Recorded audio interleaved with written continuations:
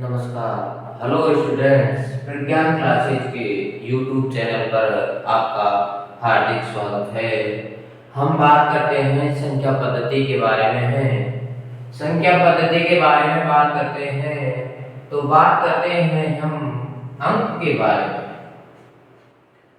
Starting से हम संख्या पद्धति के बारे में बता रहे हैं। बात करते हैं अंक के बारे में। अंक क्या होता है? अंक संख्याओं को लिखने के लिए जिन संकेतों की हमें आवश्यकता पड़ती है वो हमारे क्या कहलाते हैं? अंक। क्या कहलाते हैं? अंक। अब इसमें लिख के बताते हैं कि भाई संख्याओं को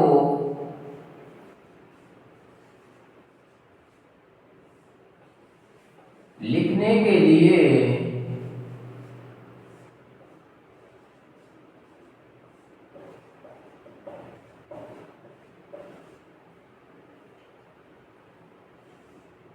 जिन संकेतों की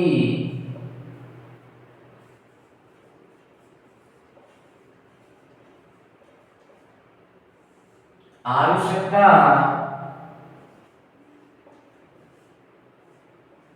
पड़ती है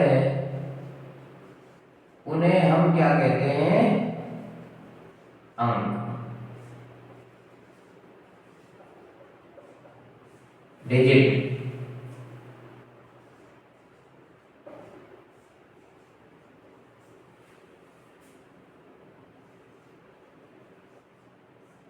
अंक हो गए अपने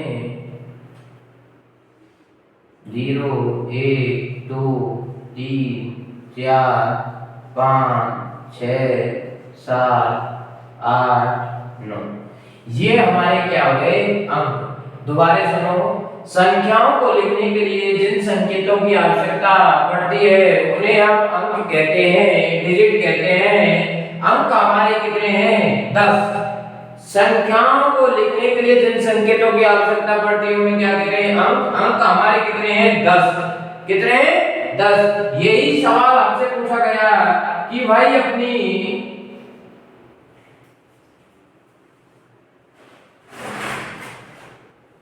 यही सवाल हमसे पूछा गया कि भाई सवाल पूछा गया कि अंक कितने होते हैं? बताइए कितने होते हैं? 10। यही सवाल हमसे और पूछा गया कि भाई संख्याएं कितनी होती हैं? ये अंक दे दिए, भाई मैं पूछ लिया बताओ भाई संख्याएं कितनी हैं? तो संख्या अपनी कितनी है? 9। कितनी है? 9।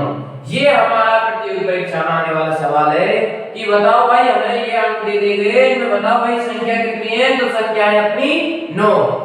ये 0 का मतलब है यदि हम किसी संख्या के बाद में हम यदि 0 को लगाते हैं तो वो संख्या बन जाती है। 0 कोई संख्या नहीं है, ये क्या है? अंक है। इसलिए हमारी अंक कितने हो गए? 10 और संख्या कितनी हो गई? 9। तो आप बात दोबारा बता देता हूं। संख्याओं को लिखने के लिए जिन संकेतों की आवश्यकता पड़ती है उन्हें हम कहते हैं अंक। हमारे कितने हैं? 10 और संख्या हमारी कितनी है? 9। अब हम बात करते हैं संख्याओं के बारे में।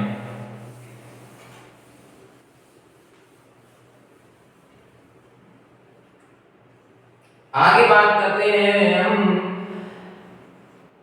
अंक का शुद्ध मान।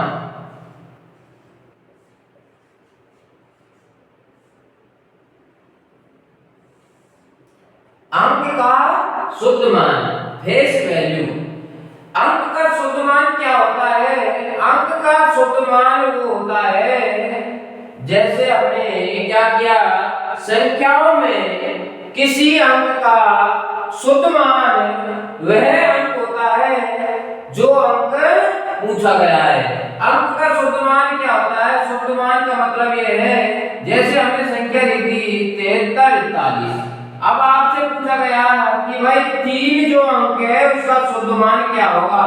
तो 3 का शुद्ध मान खुद वही अंक होता है। तो अंक का शुद्ध मान क्या होता है? जो अंक के बारे में पूछ रहा है वही अंक उसका क्या होता है? शुद्ध मान होता है।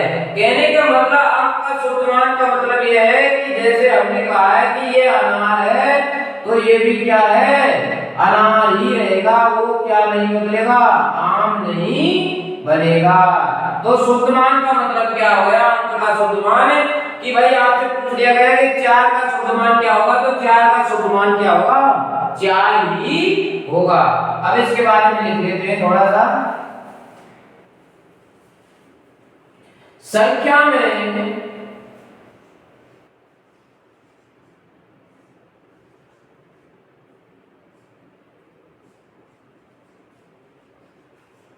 किसी अंक का शुद्ध मान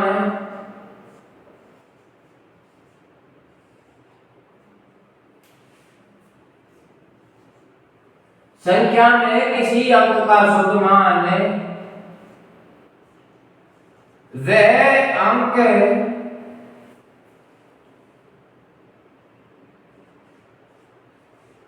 ही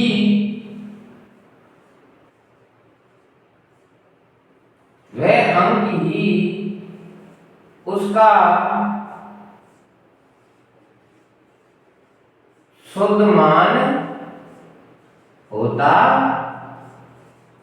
है। जैसे एग्जाम्पल के रूप में 4342, इसमें पूछा गया है कि 4 का शुद्ध मान, तो 4 का शुद्ध मान क्या हो गया, 4 का शुद्ध मान हो गया वह खुद अंक ही उसका क्या होगा, शुद्ध मान होगा। अब आगे बात करते हैं हम स्थानीय मान। शुद्ध मान को हम ये भी बोलते हैं जातीय मान।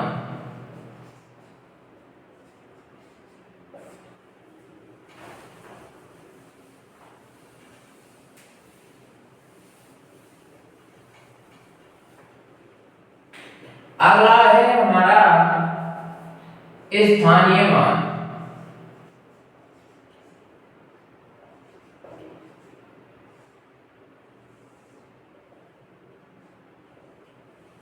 स्थानीय मान के बारे में हम बताते हैं कि संख्या में अंक जिस स्थान पर होता है, संख्या में अंक जिस स्थान पर होता है वही क्या कहलाता है, उसका स्थानीय मान कहलाता है। संख्या में अंक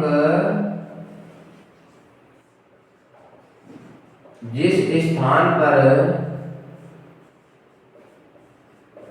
होता है वही उसका स्थानीय मान कहलाता है। जैसे 7422 मैं पूछ लिया कि भाई 4 का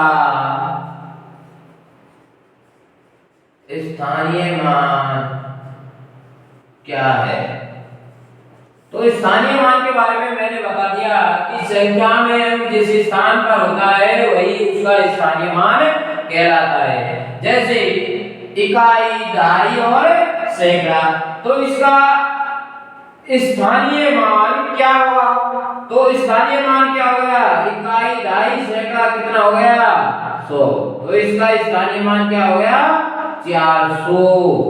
4 का स्थानीय मान क्या हो गया, 400। तो इधर की साइड से लिखेंगे भाई कौन से स्थान पर रखा हुआ है, इकाई, दहाई, सैकड़ा, हजार, 10,000, लाख, ये हम इधर की साइड से गिनते हैं, किधर की साइड से, इधर की साइड से। तो इसका स्थानीय मान क्या हो गया, इकाई, दहाई और सैकड़ा, 4 × 100 ये क्या हो गया, 400 इसका क्या हो गया, स्थानीय मान। अब हम बात करते हैं आगे, ये हो गए हमारे अंक के बारे में, फेस वैल्यू, जातीय मान और स्थानीय मान के बारे में। अब हम आगे बात करते हैं भाई संख्याओं के बारे में। अब यहाँ से बात करते हैं। अब यहाँ से हम संख्याओं के बारे में, जो हमारा संख्याओं का विभाजन हुआ है उनके बारे में हम बात करते हैं। बात करते हैं संख्याओं के बारे में। विभिन्न अंकों को इकाई, दहाई, सैकड़ा इत्यादि पदों के रूप में जब हम इनको लिखते हैं तो हमें क्या प्राप्त होती है? एक संख्या प्राप्त होती है। जब हम अंकों को इकाई, दहाई, सैकड़ा इत्यादि पदों के रूप में लिखते हैं तो हमें क्या प्राप्त होती है? एक संख्या प्राप्त होती है। जैसे 742 वो कह रहा है कि भाई संख्याओं को इकाई, दहाई, सैकड़ा इत्यादि पदों के रूप में लिखते हैं तो हमें संख्या प्राप्त, इकाई, दहाई, सैकड़ा इनके रूप में लिखेंगे तो हमें क्या प्राप्त होगी? एक संख्या। अब हम संख्याओं के विभाजन के बारे में बात करते हैं कि भाई अंक हो गए हमारे, अंकों की फेस वैल्यू, स्थानीय मान, प्लेस वैल्यू। अब हम बात करते हैं इनके विभाजन के बारे में। अब हम बात करते हैं, पहला विभाजन हो गया हमारा प्राकृतिक संख्या।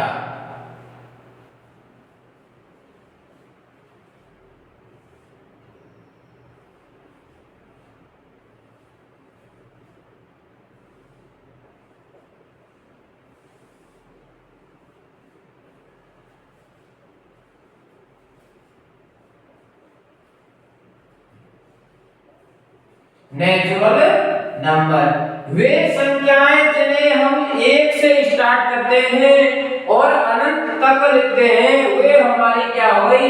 प्राकृतिक संख्या। अब इसमें लिखते हैं भाई वे संख्याएं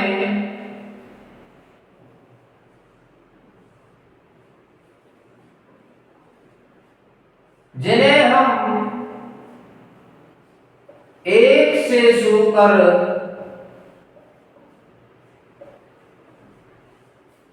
अनंत तक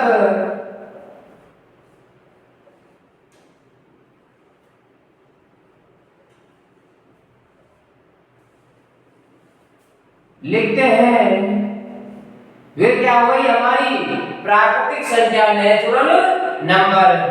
एक से शुरू करेंगे हम, 2, 3, 4 ऐसे ऐसे हम शुरू करेंगे और कहां तक जाएगी? अपनी अनंत तक।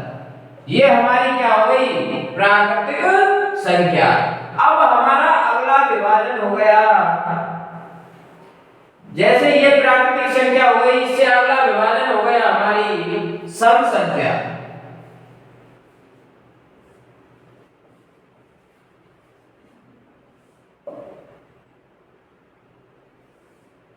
सम संख्या इवन नंबर।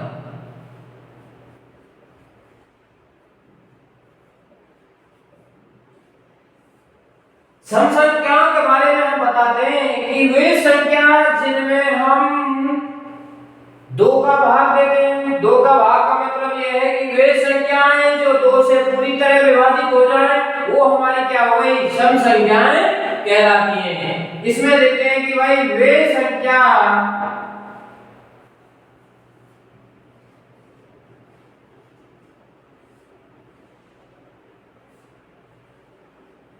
जो 2 से पूरी तरह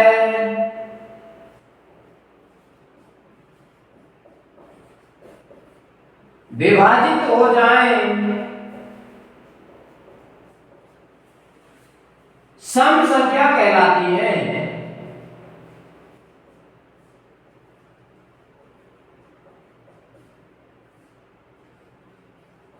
सम संख्याओं के बारे में इवन नंबर वे संख्याएं जो 2 से पूरी तरह विभाजित हो जाएं सम संख्या कहलाती हैं। जैसे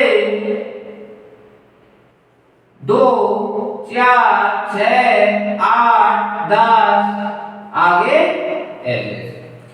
अब हमने आपको बता दिया कि भाई प्राकृतिक संख्या वे संख्याएं जिन्हें हम 1 से शुरू कर अनंत तक लिखते हैं वे हमारी प्राकृतिक संख्या नेचुरल नंबर होती हैं। सम संख्याएं इवन नंबर वे संख्याएं जो 2 से पूरी पूरी तरह विभाजित हो जाए वो हमारी क्या कहलाती है? सम संख्याएं। अब हम आगे बात करते हैं विषम संख्याओं के बारे में।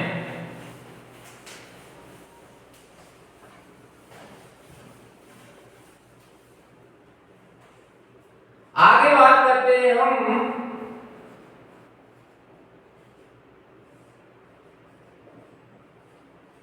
विषम संख्या। विषम संख्या का मतलब है ऑड नंबर। ऑड नंबर का मतलब है वे संख्याएं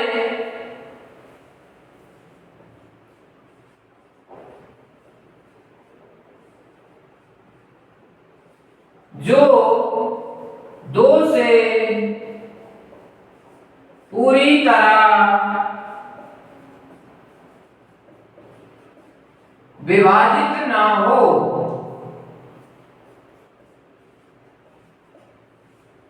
क्या कहलाती है हमारी?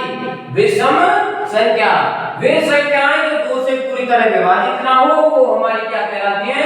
विषम संख्या। जैसे 3, 1, 5, 7, 9 इत्यादि आगे संख्याएं जो हमारी 2 से पूरी तरह विभाजित ना हो वो हमारी क्या कहलाती हैं?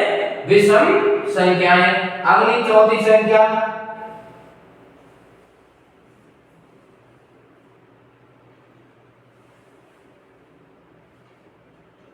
चौथी संख्या है हमारी पूर्ण संख्या।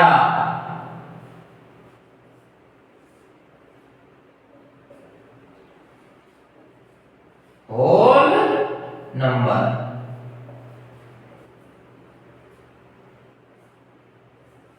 होल नंबर पूर्ण संख्या वे प्राकृतिक संख्या। होल नंबर पूर्ण संख्या वे प्राकृतिक संख्या जिनमें हम जीरो को भी सम्मिलित कर दें वो हमारी क्या हो गई?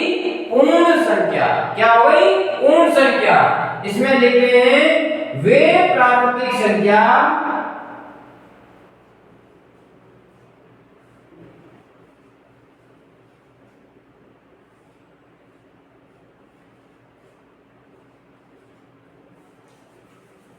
वे प्राकृतिक संख्या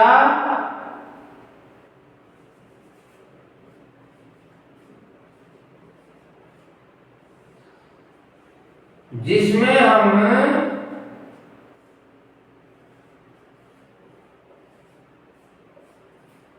शून्य को भी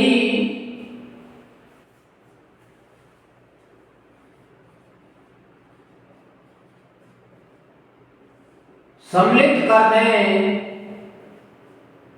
वे क्या हो गई? हमारी पूर्ण संख्या। वे प्राकृतिक संख्या जिसमें हम शून्य को भी सम्मिलित करते हुए हमारी क्या हो गई?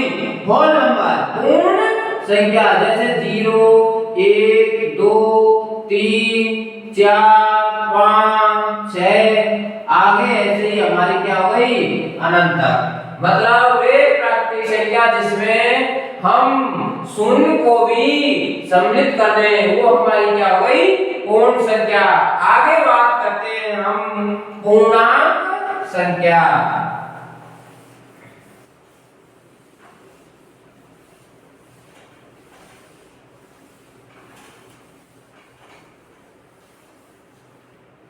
आगे बात करते हैं हम पूर्णांक संख्याओं के बारे में। तो पूर्णांक संख्याओं के बारे में हम बात करते हैं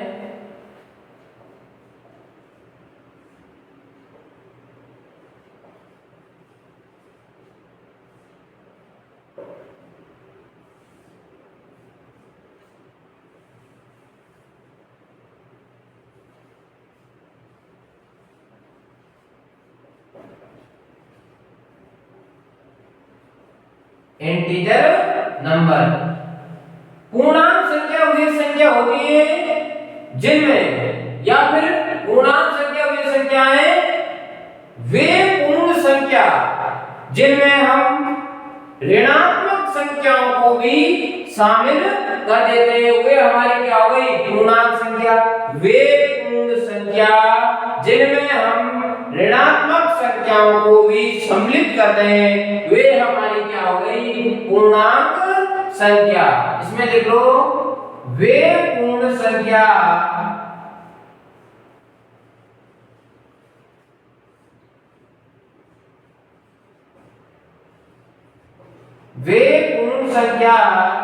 जिसमें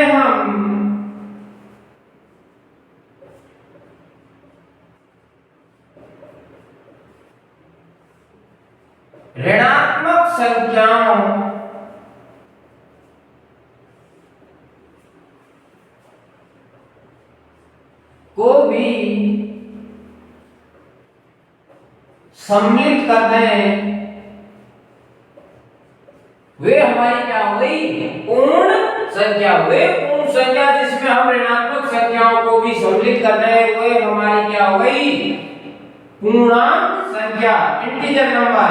इसमें क्या हो गया कि भाई धनात्मक संख्या भी और ऋणात्मक संख्या भी, उसके साथ जीरो भी शामिल है, वो हमारी क्या हो गई? पूर्णांक संख्या।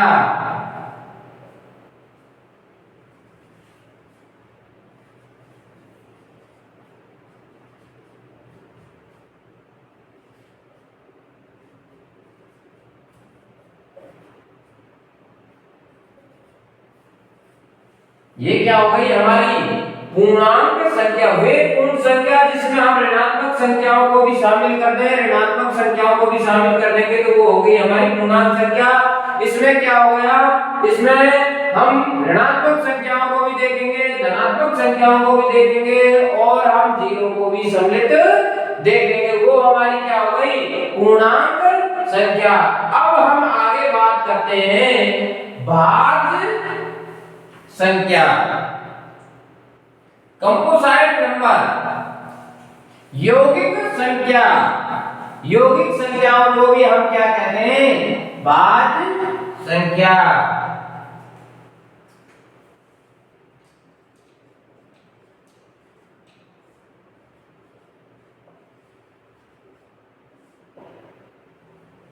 इन्हीं को हम बोलते हैं यौगिक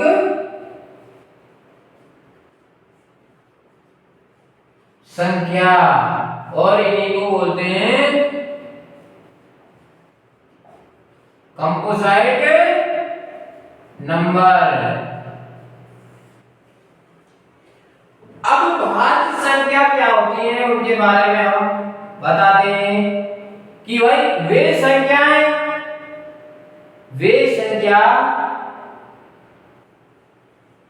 जिनमें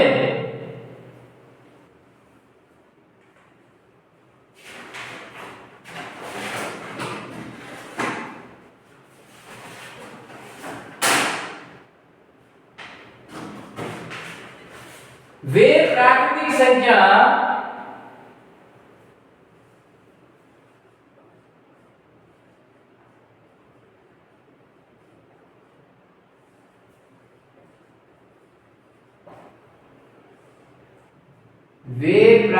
संख्या जो एक या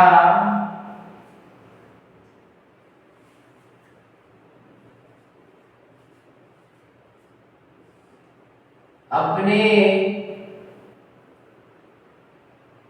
से मतलब वे प्राकृतिक संख्या जो एक या अपने से अलावा किसी और संख्या से भी विभाजित हो, क्या कहलाती है? भाज्य संख्या। अपने से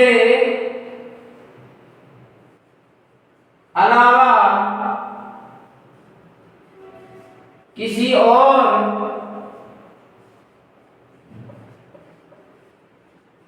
संख्या से भी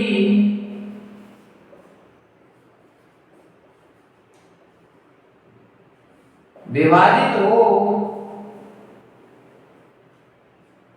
वो क्या कहलाती है? भाज्य संख्या।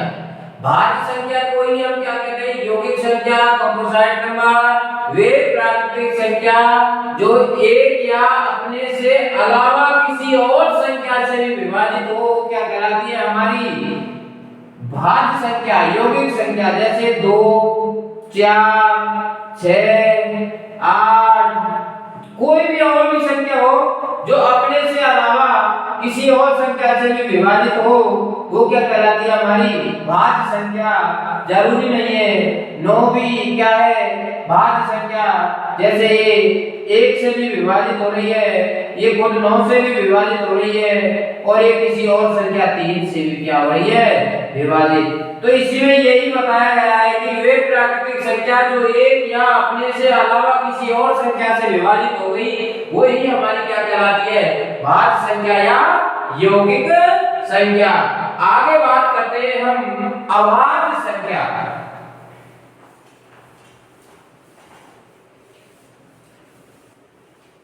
भाज्य संख्या प्राइम नंबर, अभाज्य संख्या प्राइम नंबर।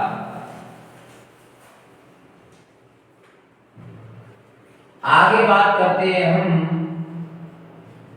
अभाज्य संख्या।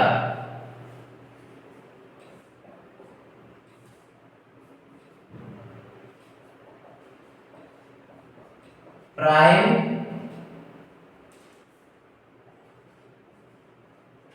नंबर। एक और कहते हैं इनको रूढ़ संख्या।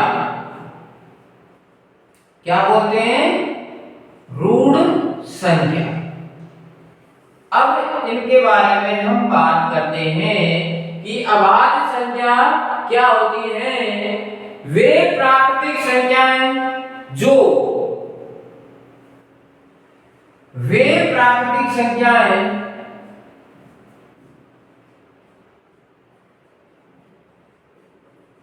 वे प्राकृतिक संख्याएं जो एक के अलावा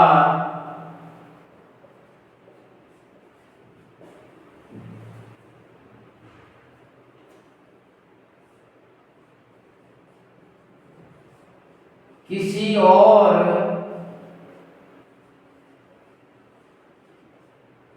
संख्या से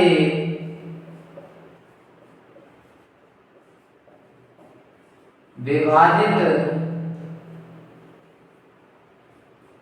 ना हो वो क्या कहलाती है हमारी अभाज्य संख्या प्राइम नंबर रूढ़ संख्या कहलाती है। वे प्राकृतिक संख्याएं जो एक के अलावा किसी और संख्या से विभाजित ना हो वो क्या कहलाती है अपनी अभाज्य संख्या प्राइम नंबर रूट संख्या कहला गई। इसमें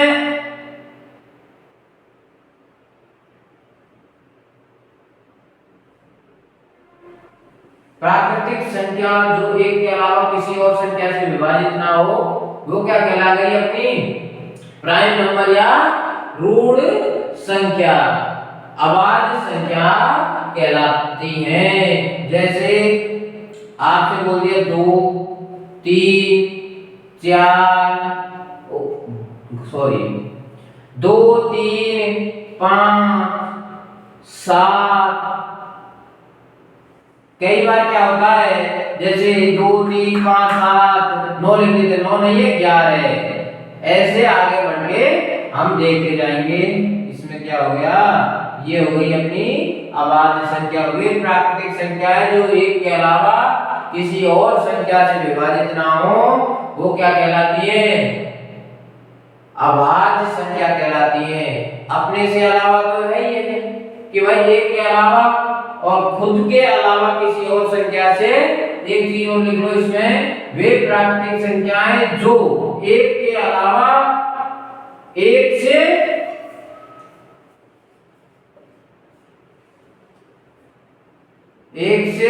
और खुद के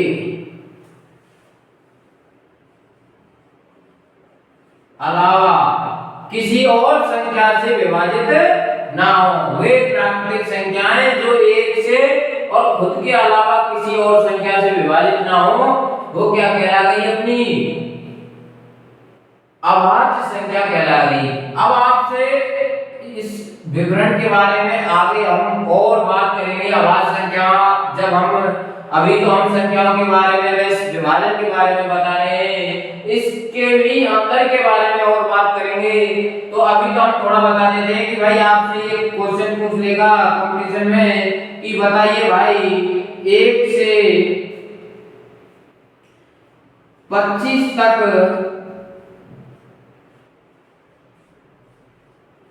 कितनी अवाच्य संख्याएं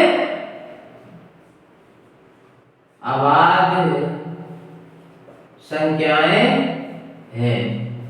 आपसे पूछ लेगा कि भाई 1 से 25 तक कितनी अवाच्य संख्याएं हैं, तो भाई आपको बताइए कि भाई कितनी अवाच्य संख्याएं हैं। तो हम देखेंगे कि भाई 1 से लेकर कितनी अवाच्य संख्याएं, तो हमारी अवाच्य संख्या हो गई 2, 3, 5, 7, 11, 13, 17, 19, 23, कितनी हो गई? 1, 2, 3, 4, 5, 6, 7, 8, 9। तो कितनी अवाच्य संख्याएं हमारी 1 से लेकर 25, कितनी अवाच्य संख्याएं? 9 अवाच्य संख्याएं। वो आपसे क्वेश्चन पूछेगी बताइए 1 से 25 तक की संख्याओं में कितनी अवाच्य संख्याएं हैं। तो हमने बता दिया कि भाई इसमें 9 अवाच्य संख्याएं हैं। इसके बारे में आगे और हम विवरण करेंगे। अभी हम इन संख्याओं के विभाजन के बारे में बात कर रहे हैं। आगे हम बात करते हैं अगली संख्याओं के बारे में, परिमेय संख्या।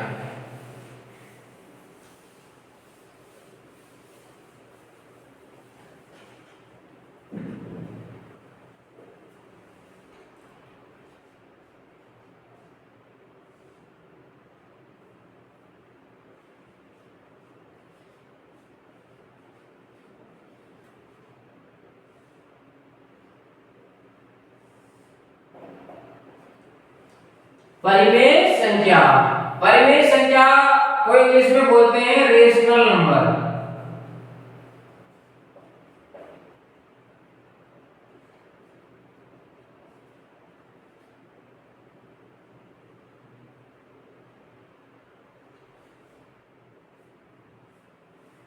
परिमेय संख्या वे संख्याएं होती हैं जिन्हें हम कहते हैं कि भाई वे वास्तविक संख्याएं जिन्हें हम P/Q के रूप में लिख सकें। वे वास्तविक संख्याएं जिन्हें हम P/Q के रूप में लिख सकें, वे हमारी क्या हो गई? परिमेय संख्या हो गई। या फिर वे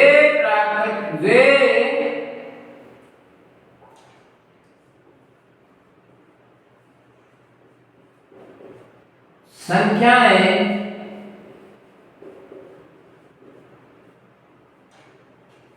जिन्हें हम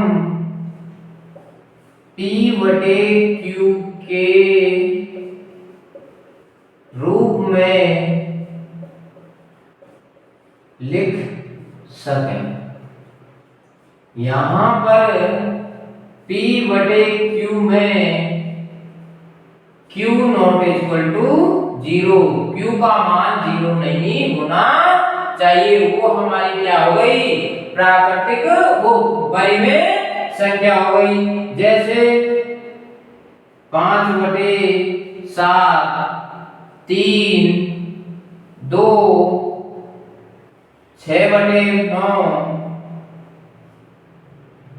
6/9 की जगह हम कुछ भी लिख सकते हैं, जैसे 2/3। परिमेय संख्या वे संख्या जिन्हें हम P/Q के रूप में लिख सकें। P/Q Q not equal to 0, Q मतलब Q का मान 0 नहीं होना चाहिए। वे हमारी क्या हो गई? परिमेय संख्या हो गई। इनके बारे में भी हम आगे बात करेंगे विस्तार से। अभी हम संख्याओं का विभाजन देख रहे हैं। आगे हम बात करते हैं अपरिमेय संख्या, इर्रेशनल नंबर।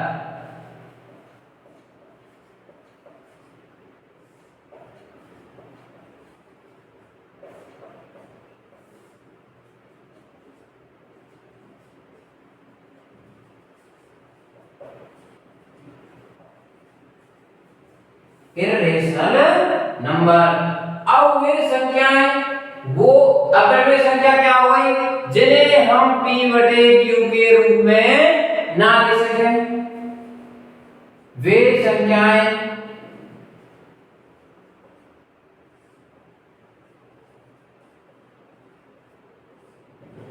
जिन्हें हम P बटे Q के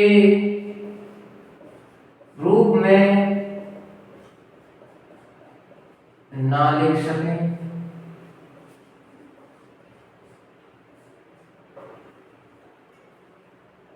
इसका मतलब क्या हो गया, P बटे Q का मान क्या हो सकता है, 0, और 0 हो गया तो हम P बटे Q के रूप में नहीं लिख सकते। वो हमारी क्या हो गई, अपरिमेय संख्या, जैसे √3,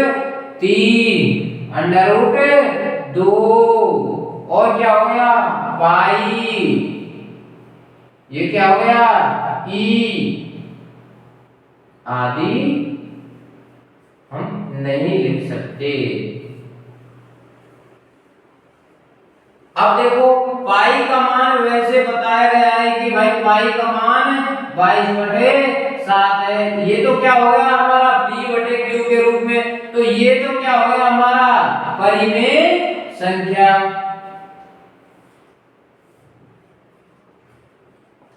परिमेय संख्या मान हमारा परिमेय संख्या हो गया, और ये संकेत हमारा क्या हो गया, क्या हो गया, ये हो गया हमारा अपरिमेय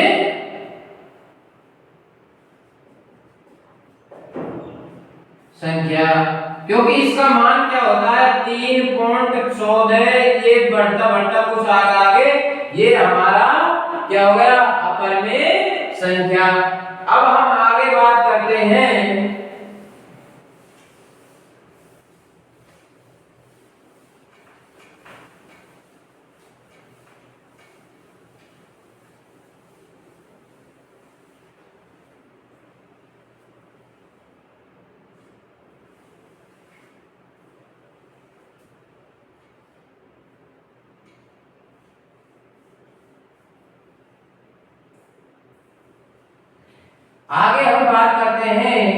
आगे बात करते हैं भाई वास्तविक संख्या।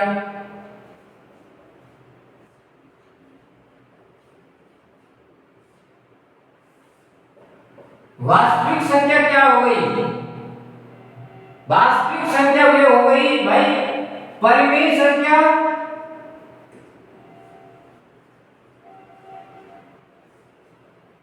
प्लस अपरिमेय संख्या।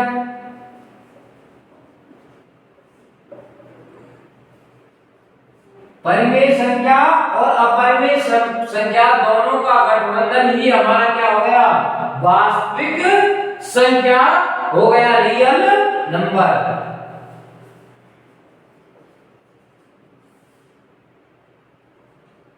वास्तविक संख्या हमारी क्या हो गई परिमेय संख्या और अपरिमेय संख्याओं का सम्मिलित रूप ही हमारा क्या हो गया रियल नंबर, वास्तविक संख्या। अब अगली हमारी आती है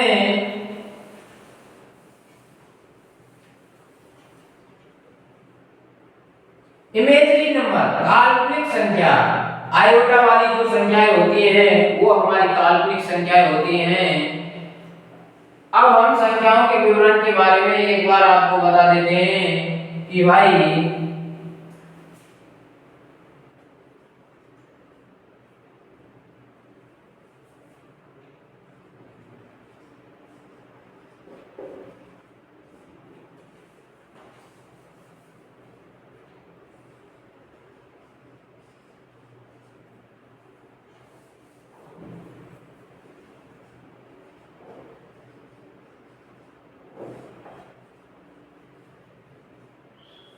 अभी तक हमने जो बताया है आपको कि भाई सम्मिश्र संख्याओं का मतलब होता है कॉम्प्लेक्स नंबर, सभी संख्याओं का संगठन।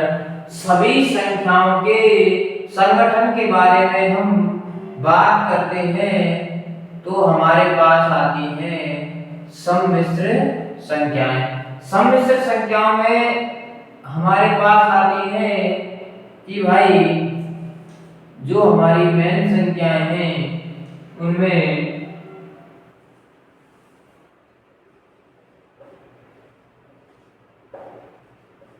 काल्पनिक संख्या। ये क्या हो गई हमारी काल्पनिक संख्या।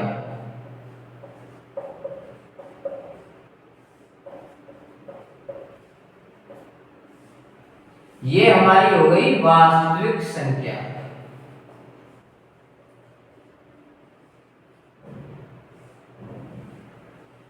सम्मिश्र संख्याओं में दो प्रकार की संख्या हो गई, वास्तविक संख्या और काल्पनिक संख्या। काल्पनिक संख्या और वास्तविक संख्याओं में काल्पनिक संख्या यही समाप्त हो गई। वास्तविक संख्याओं में आगे हमने दो भागों में विभाजित कर दिया, वो हो गई हमारी परिमेय संख्या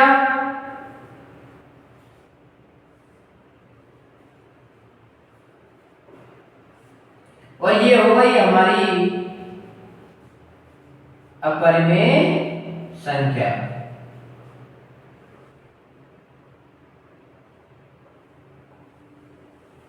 अब परिमेय संख्याओं में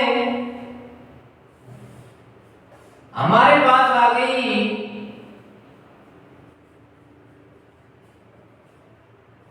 प्राकृतिक संख्या, पूर्णांक संख्या।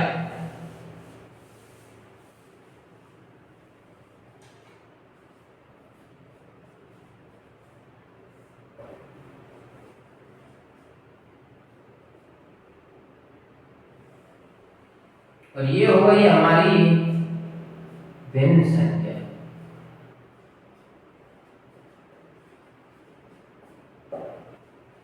पूर्णांक संख्याओं के अंदर ही हमारी पूर्ण प्राकृतिक संख्या,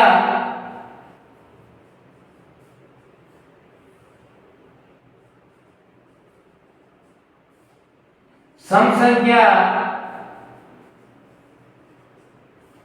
विषम संख्या, जो भी हमारी संख्या है उनका हमने विभाजन किया है कि भाई सम्मिश्र संख्या सभी संख्याओं का सम्मिलित रूप हमारा वास्तविक संख्या और काल्पनिक संख्या, परिमेय संख्या, अपरिमेय संख्या, पूर्णांक संख्या, भिन्न संख्या, प्राकृतिक संख्या, इसी में ही हमारी सम संख्या, विषम संख्या। कहने का मतलब अभाज्य, भाज्य, जो भी जितनी भी हमारी संख्या उनका हमने विवरण आपको बता दिया है। अब हम बात करते हैं कि प्रज्ञान क्लासेस के YouTube चैनल पर आपका हार्दिक स्वागत है। अगले वीडियो में हम जानेंगे एक एक संख्या के विस्तार के बारे में। धन्यवाद।